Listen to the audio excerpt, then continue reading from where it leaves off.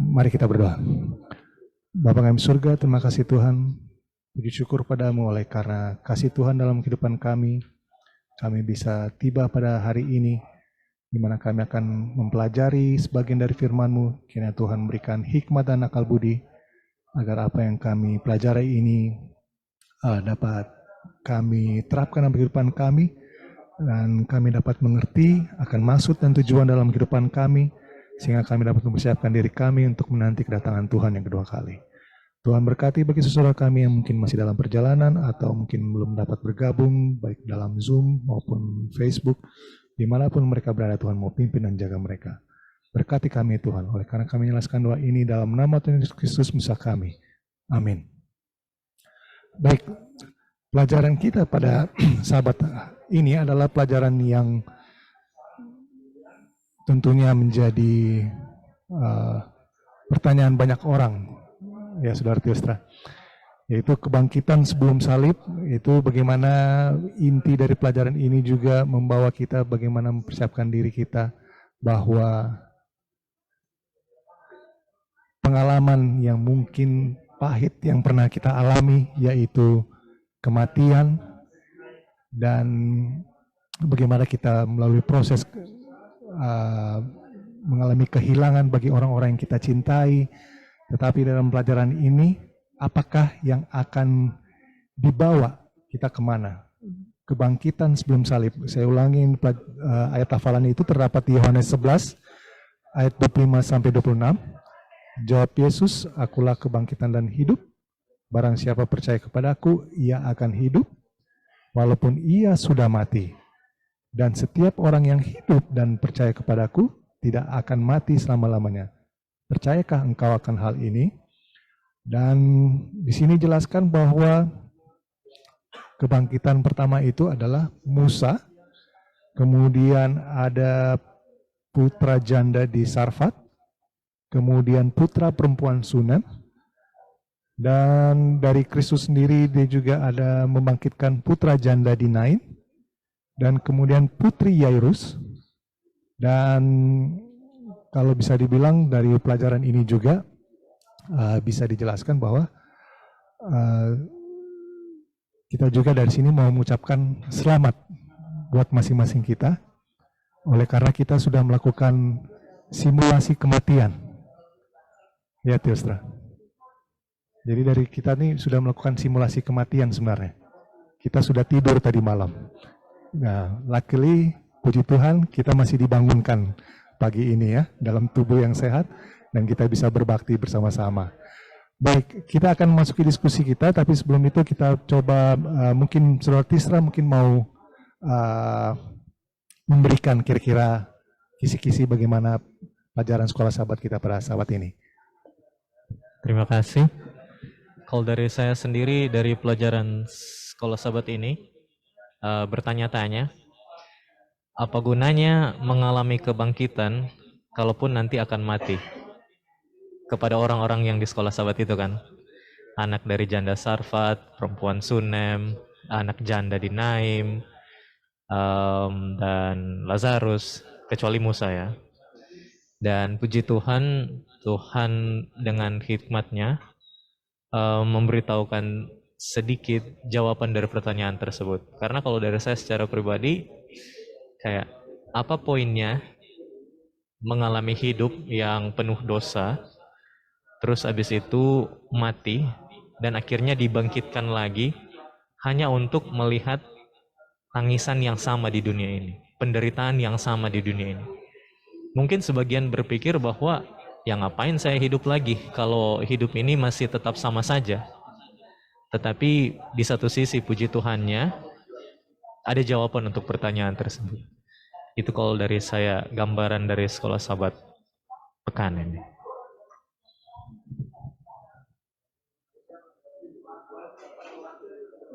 Baik, untuk saudara-saudara mungkin jika ada tambahan bisa dilihat dari Om John, Kak Lin, kemudian ada Brother Alvin. Silakan, dipersilakan, jangan ragu-ragu, tinggal unmute dan bisa disampaikan melalui Zoom ini. Baik, kalau kita bisa lihat ini, kalau dari pertanyaan tadi itu Tilstra, yang Tilstra sempat sounding itu. Jadi kira-kira apakah dalam bayangan Tilstra, dalam orang yang sudah meninggal ini, kemudian mereka dibangkitkan kembali itu apa tujuannya? Tapi walaupun mereka harus mengalami kematian yang kedua kan?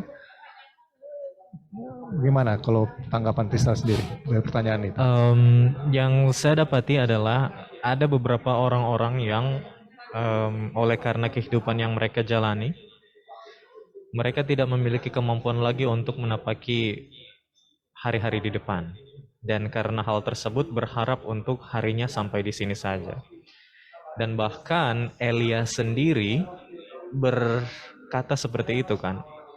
Waktu dia diutus oleh Tuhan untuk pergi kepada bangsa Israel, pada saat itu sementara terjadi kemurtatan nasional oleh Ahab dan Yezebel sebagai pemimpin, Elia merasa capek dan akhirnya dia bilang kepada Tuhan, pendeknya saya sudah bosan dengan hidup seperti ini, lebih baik saya mati saja. Jadi di satu sisi ada orang-orang yang mengharapkan kehidupannya itu berhenti sampai di sini. Nah di sisi lain dari pelajaran sekolah sahabat ini memberitahukan kepada kita bahwa ada sebagian orang yang dibangkitkan hanya untuk mengalami kematian kedua, yang mana mungkin jika orang-orang tersebut berpikir bahwa apa gunanya dibangkitkan hanya untuk melihat kedukaan yang sama lagi. Dan di satu sisi kepada kita sebagai orang-orang percaya, pengharapannya ada bahwa jika memang kita akan diizinkan Tuhan untuk mengalami kematian, jika kita percaya kepadanya seperti ayat hafalan sekolah sahabat pada pekan ini, kita tidak akan mengalami apa yang mereka alami. Walaupun untuk mengalami apa yang mereka alami dibangkitkan dari kematian itu suatu hal yang wah, tetapi mereka akhirnya mati lagi kan. Tetapi bagi kita yang menunggu kedatangan Kristus dan memiliki pengharapan dan percaya kepadanya, hal itu tidak akan menjadi bagian kita. Karena jika kita diizinkan untuk mengalami kematian, pada saat kita dibangkitkan tidak ada kematian lagi setelah itu. Jadi itu secercah bayangan dari pertanyaan saya tadi sebenarnya.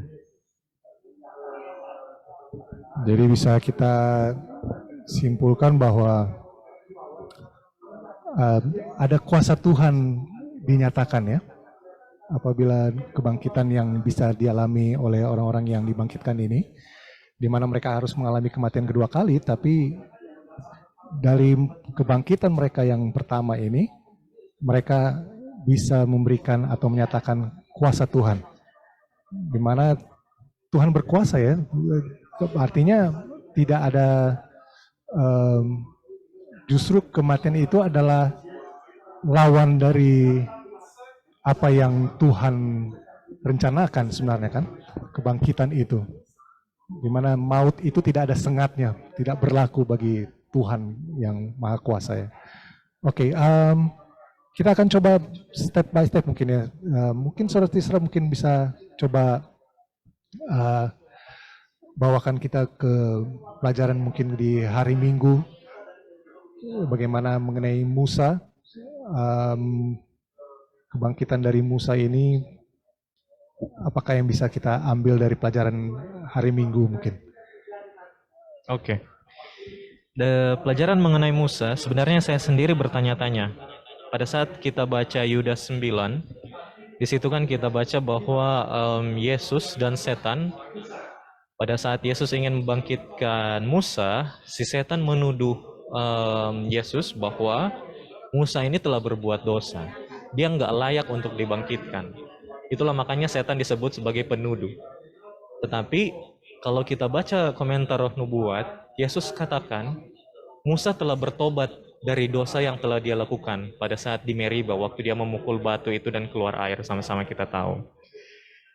Yang sebenarnya saya bertanya-tanya sampai saat ini adalah, Musa seseorang yang kita baca, tapi kita hanya diperkenalkan oleh Musa, dia hanya memiliki satu dosa, yaitu dia memukul batu itu lebih dari yang seharusnya, yang Tuhan perintahkan.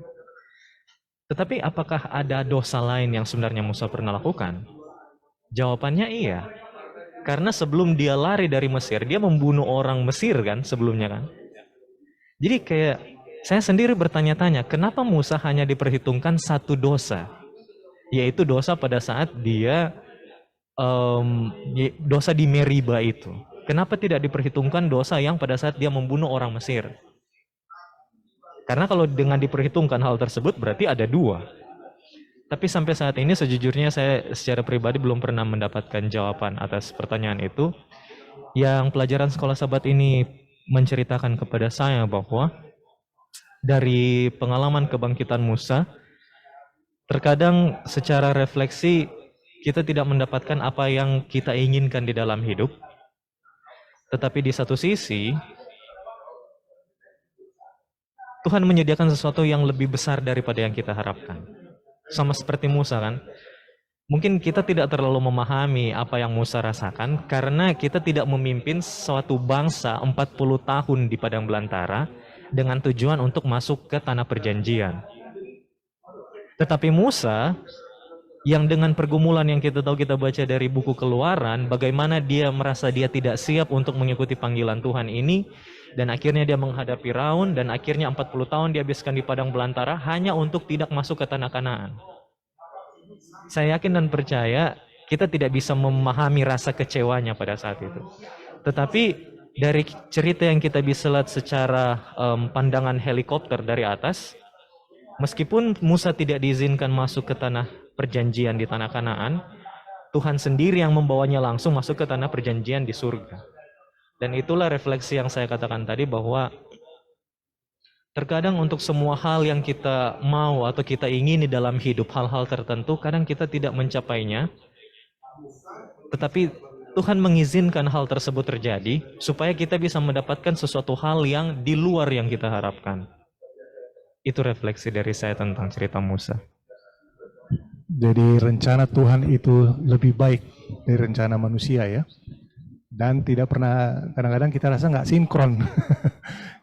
Orang sudah plan yang begini, tapi yang terjadi malah sebaliknya. Dan tidak sesuai dengan harapan kita malah.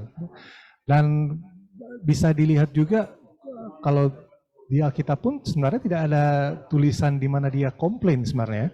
Keputusan Tuhan bahwa dia tidak akan masuk Kanaan. Dia tidak komplain di situ. Dan kalau misalnya saya bisa bayangkan, mungkin dia ada pelajari juga dari pengalaman Yusuf mungkin ya. Di mana Yusuf dia bisa hidup di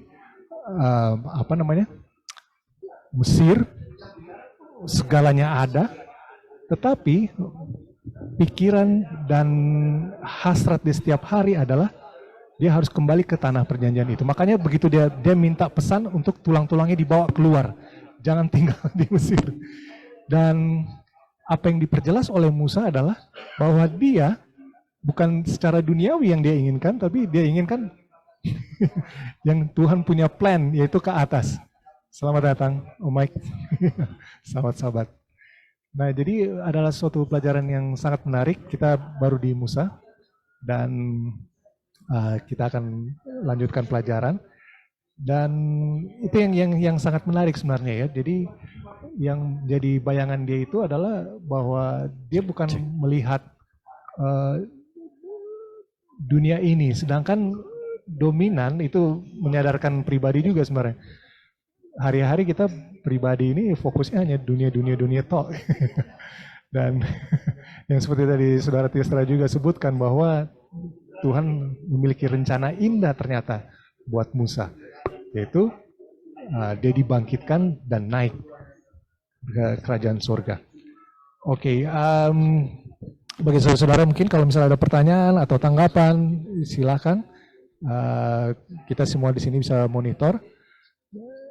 Dan kita akan coba lanjutkan, atau mungkin Om Mike ada mungkin tanggapan? Kita masuk ke dalam hari Senin mungkin ya. Yaitu 2 kasus perjanjian lama. Di sini menceritakan bagaimana Elia dan Elisa. Elia yaitu dia pergi ke Sarfat, kemudian dia bertemu dengan janda Fenisia yang miskin, Dan bagaimana janda ini adalah memproses makanan yang terakhir, di mana dia membantu Nabi Elia juga, memberikan dia makanan. Tapi kemudian beberapa waktu kemudian diceritakan juga bahwa anaknya jatuh sakit dan akhirnya meninggal. Dan sang ibu memohon kepada Elia untuk dibangkitkan. Dan kemudian juga ada terjadi kejadian juga di Gunung Gilboa, daerah Sunem, yaitu Elisa membantu janda miskin untuk membayar hutang-hutangnya. Dan di sini diceritakan juga bahwa janda ini tidak memiliki anak, dan kemudian wanita ini wanita terkemuka dan dia sudah menikah tapi tidak memiliki anak. Kemudian Nabi Elisa menyebutkan bahwa dia akan memiliki anak. Namun setelah lahir kemudian bertumbuh, anak ini juga jatuh sakit dan akhirnya meninggal. Dan Elisa juga membantu. Nah, kira-kira pelajaran apa yang mau coba dibawakan oleh penulis kepada kita dalam hari Senin ini? Pelajaran apa yang mau dicoba diberikan kepada kita?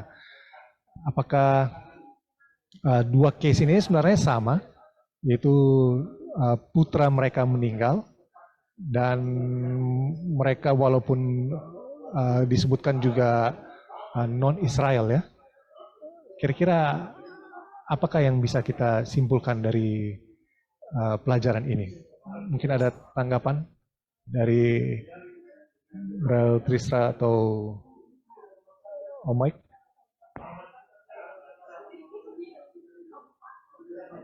Ya.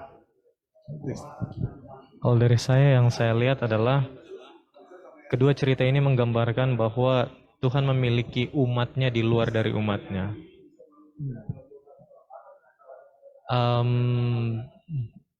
Perempuan di Sarfat, janda di Sunem, perempuan yang di Sunem, diperkenalkan bahwa mereka memiliki kepercayaan kepada Tuhan sesuai dengan terang yang mereka miliki. Dan mereka menghidupkan hal tersebut semaksimal mungkin. Dan sebagai kontras adalah orang Israel dengan terang yang Tuhan berikan secara spesial, tetapi terjadi kemurtatan bahkan di zaman Elia yang sama-sama kita tahu. Dan dari hal ini, dengan iman yang mereka miliki terhadap terang yang semaksimal mungkin yang mereka punya, mereka dihargai. Apa menghargai yang diberikan kepada mereka? Kebangkitan anak. Dan secara umum ternyata pelajaran sekolah sahabat pada pekan ini yang saya dapati bahwa mujizat kebangkitan itu diberikan bukan kepada orang yang dibangkitkan, tetapi kepada orang-orang terdekat dari orang-orang yang dibangkitkan itu. Itu adalah penghargaan yang diberikan kepada janda di Sarfat, perempuan di Sunem, anak kepada si Yairus, dan kepada Marta dan Maria. Yang mana poinnya sebenarnya bukan kepada orangnya yang dibangkitkan, tetapi karena iman atau kepercayaan yang mereka miliki kepada orang-orang dari orang-orang yang sekitar mereka itu, mereka diberikan penghargaan. Karena kan apa poinnya dibangkitkan hanya untuk merasakan kesedihan yang sama nanti, yang mana ujung-ujungnya bakal mati. Yang mana puji Tuhan, Tuhan berbicara bahwa ya ternyata itu hanya untuk menghargai iman dari orang-orang terdekat mereka. Berarti kesimpulannya apa? Di dalam konteks tertentu, iman kita mempengaruhi keselamatan orang. Dan saya tidak tahu kepada yang lain, tetapi kalau dari saya, itu suatu hal yang sangat dalam karena setiap kata-kata yang saya lakukan, setiap hal-hal yang saya sebar di sosial media, itu bisa berpengaruh terhadap keselamatan seseorang. Yes. Ya, menarik juga. Saya kira juga saya juga ingin ambil seperti Tilstra tadi, gambaran umum dari sepanjang minggu ini khususnya. Memang judulnya kita mempelajari kematian, tetapi sebenarnya pelajaran kematian itu yang terbesar berkatnya bagi yang hidup. Betul ya. Jadi dan sekali lagi saya juga terus apresiasi karena gereja kita benar-benar membahas doktrin kematian ini. Saya nggak tahu ya kalau yang denominasi lain, tetapi tidak ingin membandingkan, tetapi seperti tadi, berkat yang terbesar adalah bagi yang hidup. Ya, dan ketika yang hidup ini approaching, sedang menghadapi kematian juga, ya, dia punya satu kepastian. Bahwa ketika tidur itu dia tidak melanglang buana. Adalah satu hal yang sangat nyata sekarang ini, di mana ada banyak yang berusaha menjadi mediasi, ya. Karena banyak yang percaya bahwa roh ini masih melayang-layang, masih bisa dijangkau, sehingga denominasi itu menjadi media, ya, menjadi media. Itu yang penipuan setan, dikatakan you surely not die. Jadi dalam bahasa Grekanya itu dying and die, dua. Jadi kita sudah hidup susah dan mati kekal, ada dua hal. Tetapi dia balik, mati tetapi tidak ada kematian kekal. Sehingga banyak yang bertindak sebagai mediator, oh saya bisa begini. Dan yang hidup pun jadi merasa, oh nanti ada kesempatan lagi untuk memperbaiki apa yang salah dalam kehidupan ini, gitu loh. Jadi saya kira ini yang menarik dari pelajaran khususnya kuartal ini, dan spesifik satu penghiburan bagi yang yang bergumul, ya, seperti tadi Musa. Bayangkan hadiahnya bukan Kanaan, tapi surga. Langsung, ya. Jadi bagi kita juga yang hidup, saya lihat ya kita mungkin sendiri-sendiri, ya, tidurnya sendiri-sendiri. Tapi yang menarik kan waktu dibangkitkan nggak sendiri-sendiri.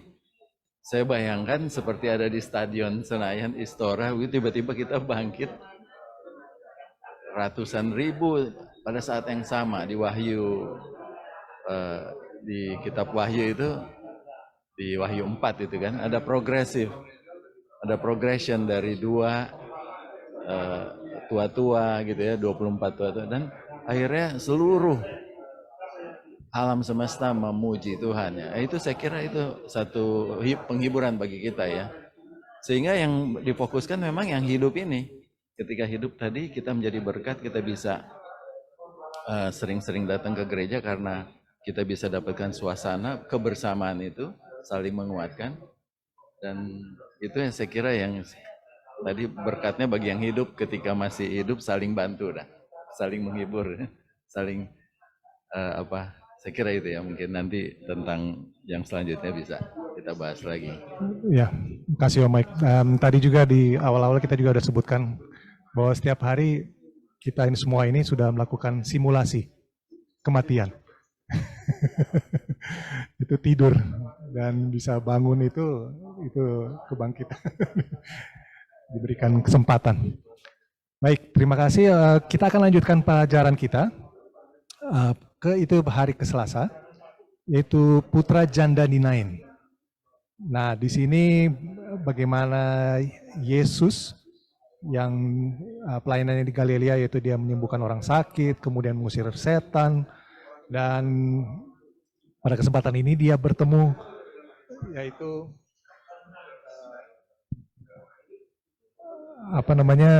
sebenarnya sudah mau dikuburkan ini, ya, cerita ini, ya.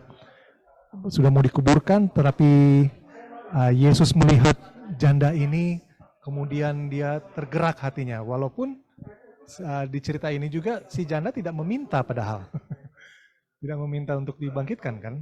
Iya. Dan kira-kira apa yang bisa kita ambil dari pelajaran ini? Apa yang bisa kita petik kira-kira dari pelajaran ini? Mungkin ada yang bisa bantu. Sedikit tambahkan aja bahwa dia bukan hanya itu, dia juga tidak minta, ya. Maksudnya dia tidak minta, tapi dia juga nggak ceritakan seperti yang lain, ya. Benar-benar hubungan dia dengan Allahnya itu, ya. Saya kira itu yang menarik.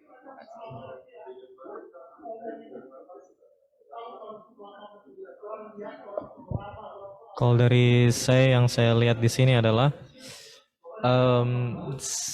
saya tidak pernah meminta untuk diberikan kesempatan membawakan Bible study di tempat ABC khotbah di tempat A, B, C, dan seminar di tempat A, B, C. Pada saat saya memutuskan untuk apa yang harus saya lakukan dengan waktu-waktu saya ini. Dan saya lakukan cuman belajar Alkitab. Yang mana waktu yang saya habiskan hanya untuk itu, saya nggak memiliki suatu permintaan untuk, oh Tuhan supaya nanti mungkin saya bisa berbicara, berikan saya waktu untuk belajar Alkitab. Yang saya lakukan hanyalah saya cuman habisin waktu aja dengan baca. Dan akhirnya Tuhan menyediakan kesempatan, boleh pergi ke tempat ini, ke gereja ini, dan ke gereja itu untuk berbicara.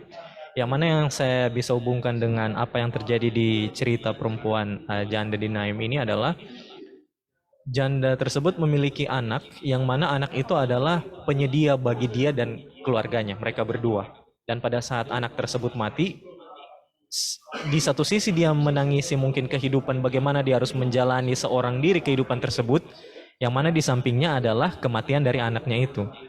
Dan akhirnya pada saat dia tidak mengatakan suatu patah atau permohonan apapun kepada Yesus, Yesus malah memberikan sesuatu yang tidak dia minta.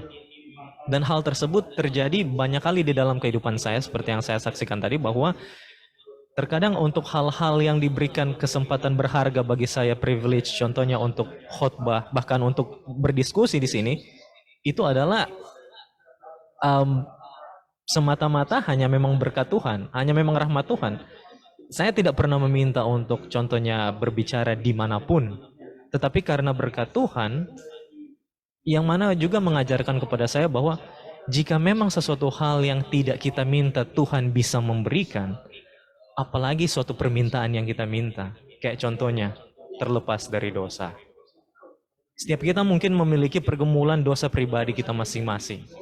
Dengan suatu hal yang tidak diminta saja Tuhan memberikan kepada janda di Naim itu, bagaimana dengan janji yang dia bilang di Alkitab? Mintalah, maka akan diberikan kepadamu. Yang nggak diminta saja diberikan, bagaimana yang diminta? Ini memang clear total bahwa perhatian Tuhan itu buat kerohanian ya, bukan fisik.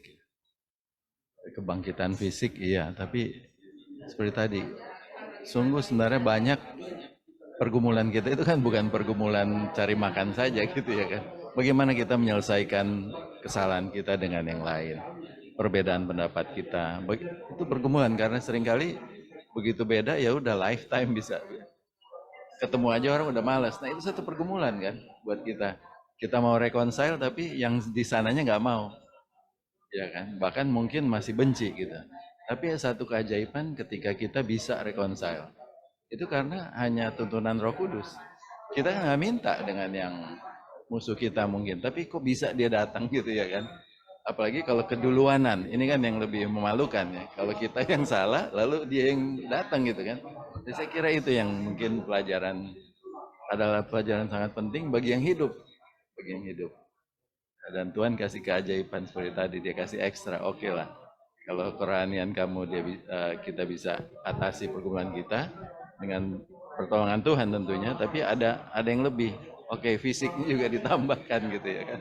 Berkat fisik, berkat kesehatan. Terima kasih.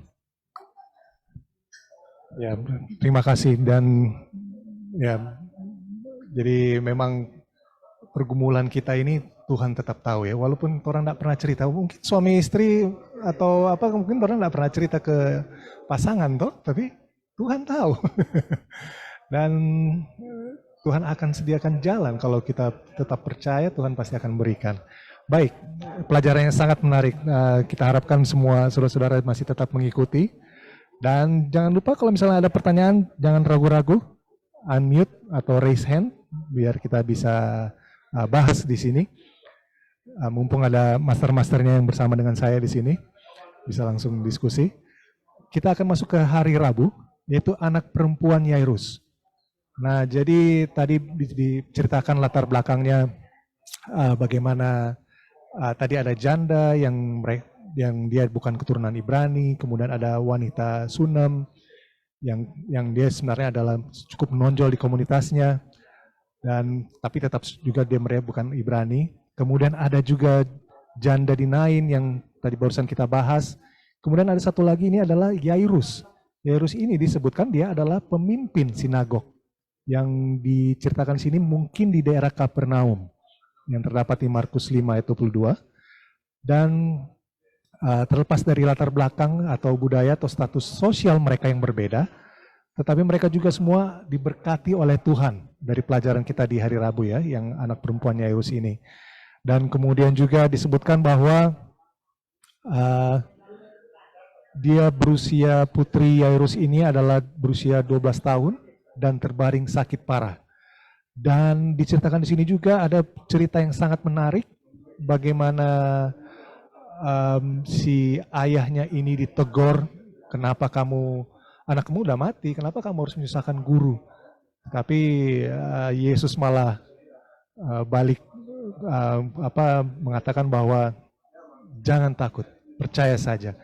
Nah, ini kira-kira mungkin ada sisi lain dari peristiwa ini, karena kita tahu firman Tuhan ini multidimensi.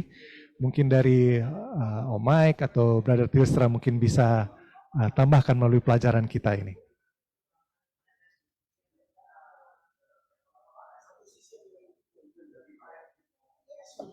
Kalau dari saya, sebenarnya sejujurnya saya tidak bisa memahami kenyataan. Contoh waktu bulan Juli kemarin, kebetulan orang tua sempat pergi ke conference di Amerika, dan waktu mereka balik, bahkan mereka balik, 2 hari sebelum mereka balik, oma saya meninggal. Dan waktu oma saya meninggal, ada beberapa yang kalau dari saya secara pribadi berpikir kejanggalan. Karena waktu orang tua saya meninggalkan oma saya sama adiknya di Manado, masih sehat-sehat. Dan kenapa hal tersebut sangat berbekas bagi saya? Karena secara pribadi, setiap Jumat malam kalau saya mengucapkan salam sahabat, saya kan pasti rinci sama sahabat oma, papi, mami, Gwen, dan adik-adik. Jadi pada saat hari sahabat selanjutnya, ini kok oma udah nggak ada lagi ya, udah nggak selamat sahabat lagi ya. Dan akhirnya sejujurnya saya tidak bisa memahami kenyataan kenapa oma saya meninggal. Kenapa oma saya meninggal? Dan di satu sisi yang bisa dilakukan ya cuman percaya saja. Memang susah untuk dijelaskan, tetapi bagaimana kita bisa memahami seseorang untuk untuk mati di dalam dunia yang berdosa ini, karena ujung-ujungnya jawabannya adalah dosa. Tetapi dari sisi manusia yang memiliki perasaan terhadap seseorang yang sangat disayanginya, kalau bukan karena pengharapan akan kebangkitan, atau dalam contohnya hal ini sama seperti cerita Yairus hanya percaya saja, itu nggak akan bisa manusia menerima kenyataan. Khususnya kenyataan kematian seseorang yang sangat disayangi, apalagi orang tua atau orang-orang yang lain. Dan hal yang membuat kita untuk tetap melanjutkan hidup seperti biasa, ya cuman sama seperti Yesus bilang, tetap percaya saja. Nah, tetap percaya apa? Kalau dari kita, puji Tuhan kita hidup sekarang, kita diberikan kesempatan untuk kehidupan yang kekal. Nah, itu menjadi patokan kepercayaan kita. Karena pada saat seseorang mengalami hidup kekal kan sebenarnya mulai dari sekarang kan. Bukan setelah kebangkitan nanti baru kita akan memiliki hidup kekal. Hidup kekal mulai dari sekarang, karena pada saat Yesus bilang mati itu hanya tidur, berarti tidak ada yang memisahkan kita dari hidup kekal sebenarnya. Dan itu yang bisa saya refleksi terhadap apa sih maksudnya Yesus, yang Yesus bilang percaya saja. Itu. Ini jadi ingat waktu orang Pemama, Lady Pemama meninggal, kesaksian. Itu pas malam orang dengar berita, kemudian pendeta telepon. Kebetulan pas telepon Lady nggak diangkatkan ke telepon Pak kita. Terus pendeta bilang, kita tahu saat ini pasti Ngoni sedang bingung kan. Dan betul itu bingung. Jadi saya bisa bayangkan ini Yairus ini pasti posisinya lagi bingung, dia mau bikin apa, mau bikin gimana. Dia cuma dia nggak tahu mau tujukan kemana, dia punya kebingungan ini, harapannya apa gimana. Dan pada saat itulah Yesus muncul. Jangan takut, percaya saja. Itu sangat refresh ya. Jadi yang dalam keadaan situasi tidak tahu apa yang dilakukan, tiba-tiba jangan takut, percaya saja. Wow, itu powerful sekali itu statement. Gimana Om Mike? Juga percaya itu kan bukan hanya pada saat yang hadir bersama Yesus ketika itu ya. Percaya saja itu artinya sampai zaman kita sekarang ini yang tidak ketemu muka dengan Yesus, kita percaya melalui firman-Nya.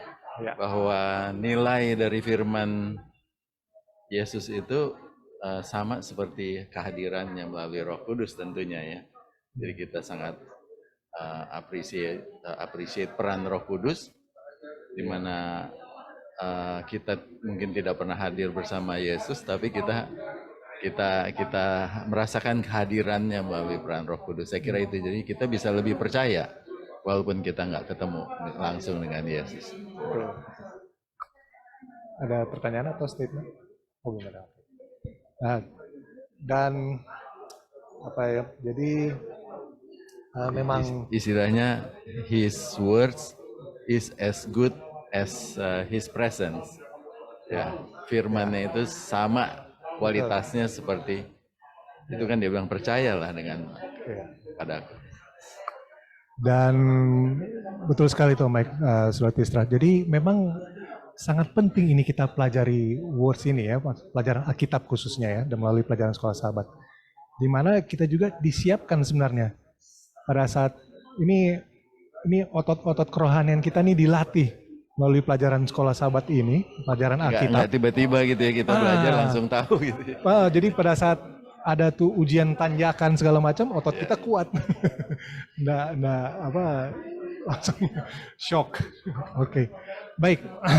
Pelajaran yang sangat menarik kita akan lanjutkan, yaitu pada hari Kamis, Lazarus. Dan kita tahu semua lah ya bagaimana cerita dari Lazarus, bagaimana percakapan dia dengan murid-muridnya. Lazarus sedang tertidur. Terus kemudian, oh ya sudah, berarti kalau sudah tertidur berarti dia sudah mau sembuh. Muridnya nggak mengerti ya, padahal maksud Tuhan ya. Bahkan di ayat berikutnya juga Tuhan Yesus menjelaskan bahwa Lazarus sudah mati.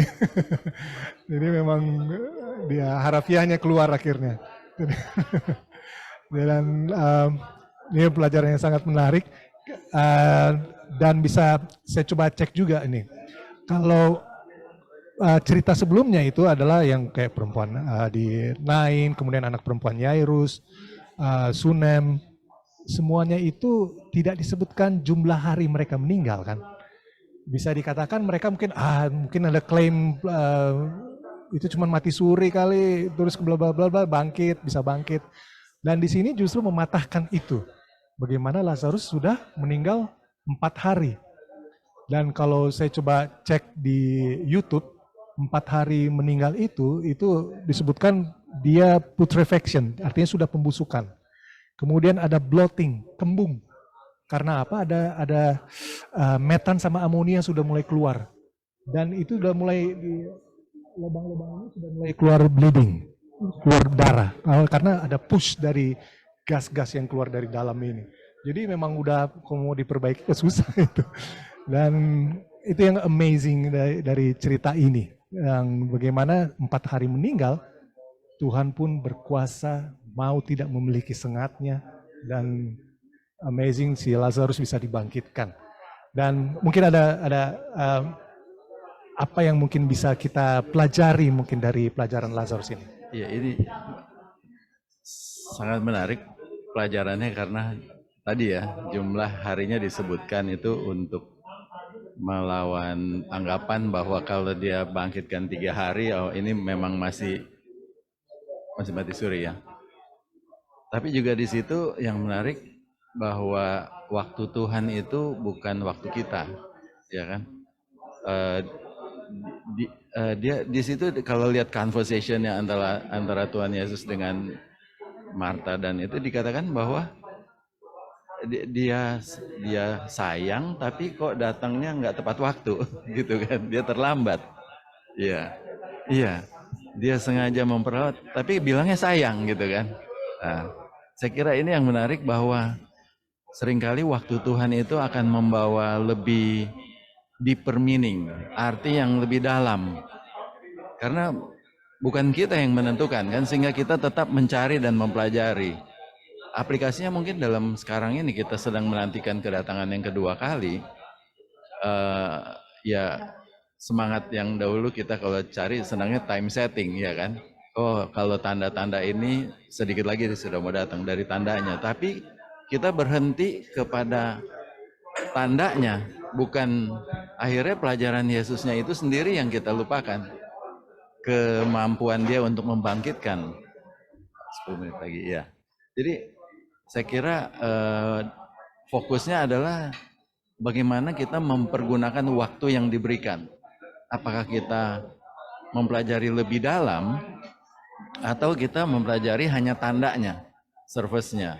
Oh, kalau sudah diumumkan nanti Sunday Law, oh dia udah pasti udah mesti datang. Kalau belum diumumkan berarti belum datang gitu, masih jauh. Akhirnya perdebatannya di politisnya. Alkitabnya lupa dipelajari. Jadi, kemampuan untuk membangkit kepastian untuk kita kehidupan kekal, iya kan? Jadi saya kira itu yang dikatakan bahwa dia menunda itu untuk memberi deeper meaning. Arti yang lebih dalam pelajaran bagi mereka bahwa ada second death yang itu kan dua jelas, first death dan second death di dalam pelajaran yang sama. Dan second death itu sudah dikalahkan melalui kematian Yesus yang nanti. Ini kan melambangkan kematian yang akan terjadi. Saya kira itu mungkin ya. Yesus bisa melawan second death. Saya kira itu. Brother Trisra? Dari saya cerita tentang Lazarus ini mengajarkan bahwa terkadang Tuhan mengizinkan sesuatu yang bersifat penderitaan untuk terjadi di dalam hidup kita supaya aspek lain dari kehidupan itu bisa berlanjut sesuai dengan rencana Tuhan. Contohnya dari cerita ini adalah Yesus mendapat kabar tentang Lazarus pada saat dia masih posisi sakit kan.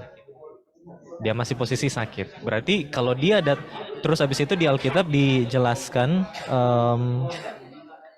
tidak terlalu jauh jarak Yesus untuk pergi ke Betani sebenarnya. Yesus bisa pergi pada saat dia mengetahui Lazarus masih sakit. Tetapi dia memperlambat waktu untuk ke sana.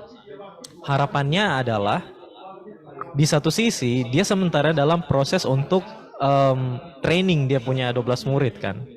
Jadi kalau Tuhan Yesus ke sana pada saat Lazarus masih dalam keadaan sakit, Lazarus tidak akan mengalami mujizat untuk dibangkitkan.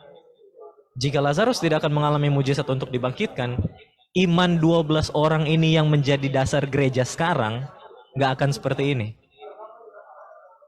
Jadi Tuhan Yesus melihat jauh ke depan, bagaimana dia akan meninggalkan dunia ini kepada 12 orang yang sementara dia training sekarang, mengizinkan Lazarus untuk mati, supaya dengan kematian tersebut yang mana akan dia bangkitkan juga, iman dari 12 orang ini bisa betul-betul percaya tentang divinity of Jesus, tentang tentang kealahan dari Yesus. Bahwa dengan mujizat ini mereka akan percaya sepenuhnya bahwa, karena kan ini hari-hari terakhir sebelum dia mati kan. Karena setelah ini rencana untuk membunuh Yesus itu udah lebih giat lagi direncanakan. Jadi di satu sisi pada saat Yesus sementara mentraining 12 murid ini untuk memiliki iman yang teguh terhadap kealahannya, di satu sisi dia mengizinkan Lazarus untuk mati. Dan saya nggak habis pikir bagaimana kalau Marta tahu sebenarnya cerita di belakang layar. Oh, berarti engkau sengaja mengizinkan hal ini terjadi ya? Itu dia. Tetapi mungkin itu akan terjadi conversation nanti di sana pada saat kita ada di sana. Tetapi saya nggak tahu conversation-nya seperti apa. Tetapi pasti akan ada jawaban untuk hal tersebut. Tapi kan justru jawaban Marta berbeda dengan Maria kan. Justru jawaban Marta itu jauh di atas murid-murid Yesus. Dia kan yang kata-katanya bahwa engkau adalah Allah. Itu kan yang Ya. artinya dia sudah mengerti. Iya kan? Dia Dia pantas jadi murid sebenarnya pada saat itu. Sparta ya. Wah, jadi banyak ini ya, multidimensi ya. Belum Mengenai juga kita kisah singgung ini. mengenai sisi dari orang-orang yang secara menangis munafik pada saat itu. Orang-orang yang menangis pada saat itu dengan Maria, mereka menangis munafik karena di satu sisi, ayat-ayat selanjutnya, mereka merencanakan untuk membunuh Lazarus. Dan Yesus melihat jauh ke depan, bukan cuma sampai sisi itu, bahkan sampai di sisi pada saat Yerusalem dikepung. Yang mana pada saat Yesus menangis, kata paling pendek di Alkitab, kemati apa? Maka menangislah Yesus. Tetapi penjelasannya itu sangat panjang. Yesus menangis, air mata yang dia tangisi itu adalah bagaimana dia melihat orang-orang di kota yang sementara dia injili itu tidak mau bertobat, dan pada saat pengepungan Yerusalem datang, mereka akhirnya mati di situ. Itulah tangisan Yesus. Tangisan di mana dia mau melakukan segala sesuatu, tetapi dia nggak bisa sebenarnya. Tetapi bukan karena dia nggak bisa, orang-orang tersebut tidak mengizinkannya untuk melakukan hal tersebut kepada mereka. Ya, jadi yang dijelaskan oleh Tisra itu disebut dalam bahasa Yunani itu adalah embrimaumai ya. Dalam itu jadi benar-benar dia sangat terharu, dan itu sebenarnya udah 3 kali dia itu bisa juga disebutkan memarahi atau menegur. Jadi itu perasaan yang sangat-sangat dalam dari Yesus. Oke, thank you for touching itu. Mike mungkin ada yang mau tambahkan? Saya kira itu kembali penekanannya bahwa Tuhan Yesus mau kita belajar lebih dalam, ya kan? Bukan hanya di surface ya, betul-betul gali dalam. Dan keselamatan ini kan pribadi, ya kan? Kita nggak bisa ikut-ikut orang untuk belajar. Media semua sudah menyediakan apa yang kita perlu. Sekarang ini yang dulu nggak mungkin bagi kita untuk pelajari sendiri, harus melalui institusi. Sekarang kita punya akses langsung kepada paket-paket pelajaran. Namun satu hal yang saya kira penting juga di sini, bahwa kenapa kita perlu institusi gereja dan kita perlu akademisi. Seringkali di dalam kita mempelajari sendiri, kita bisa lepas dan kita lupa ya. Mohon maaf, saya sering berdebat dengan yang sesama tanda kutip awam ya, awam. Saya selalu ambil analogi seperti direktur rumah sakit. Bahkan direktur rumah sakit itu di dalam rumah sakit dia punya spesialis, ya kan? Agak naif kalau sebagai direktur utama rumah sakit dia bisa berbicara melebihi dokter jantung ya, melebihi spesialis mata atau. Saya kira itu yang seringkali mungkin ini bagi saya pribadi gitu ya, seringkali kalau kita merasa kita udah lebih pintar dan kita memimpin satu organisasi, katakan sebagai ketua-ketua gereja gitu ya kan, sehingga kita punya pendapat itu sudah melebihi pendeta atau bahkan orang yang sekolah gitu, yang khusus di bidang Alkitab ya. Jadi saya kira ini yang mungkin penting bagi kita untuk selalu meninggikan bidang masing-masing ya, dan persatuan itu sangat penting. Persatuan itu sangat penting, kita menghargai organisasi yang ada, peraturan yang ada, dan sehingga kita nggak saling menjelekan. Seringkali umat yang awam itu jadi tertipu kalau saya bikin pendapat, oh dia itu kok aliran ini, dia itu aliran si itu. Bayangkan kita di dalam gereja yang sama masih ada aliran-aliran yang membuat akhirnya kita jangan dengar ke dia kok dia dengar si ini. Padahal yang kita dengar itu juga pimpinan yang masih berfungsi gitu ya. Sehingga yang ada terjadi perpecahan gitu ya kan. Sementara pelajaran ini sungguh luar biasa menarik, dan pelajaran-pelajaran itu justru menghidupkan masing-masing. Saya kira itu mungkin poinnya. Deeper meaning. Kita cari tahu tanpa harus saling menginjak itu tanda kutip ya, mempersalahkan yang lain, karena accessible, semua sudah ada. Institusi yang ada kita justru perkuat ya, akademisi kita perkuat, institusi supaya berkat ini seperti tadi saya bilang, pelajaran Sekolah Sabat ini luar biasa gitu, disusun oleh tim, bukan 1-2 orang, tim ini. Jadi kita yang bisa dapat berkat. Terima kasih. Baik, terima kasih Om Mike, Saudara Tisra. Dan oke, di sini ada di sini ada kutipan sangat menarik, yaitu pengalaman dari Musa yang mengalami kematian, kemudian putra dari janda di Sarfat dan putra dari perempuan Sunam. Kemudian kita pelajari dari putra dari janda di Nain, putri Yairus dan Lazarus. Semua memiliki pengalaman yang sama, yaitu tidak ada yang dibangkitkan dan menyebut pengalaman kehidupan setelah kematian. Jadi itu adalah satu penegasan juga ya. Jadi mereka tidak ada mengalami misalnya Lazarus bersama di kanan Allah Bapa. Pasti dia akan komplain kan. Iya, kayak apa yang dibangkitkan ulang kita di atas dengan Allah Bapa. Ya, yang menarik juga ini kan sebelum kebangkitan Yesus ya kan, kebangkitan di salib. Saya kira itu yang pelajaran mengenai Musa juga menarik karena hutang dosa itu kan Yesus belum mati di kayu salib, tapi dia sudah selamat. Jadi itu resiko juga bagi Yesus kalau nggak mati di kayu salib. Terima kasih.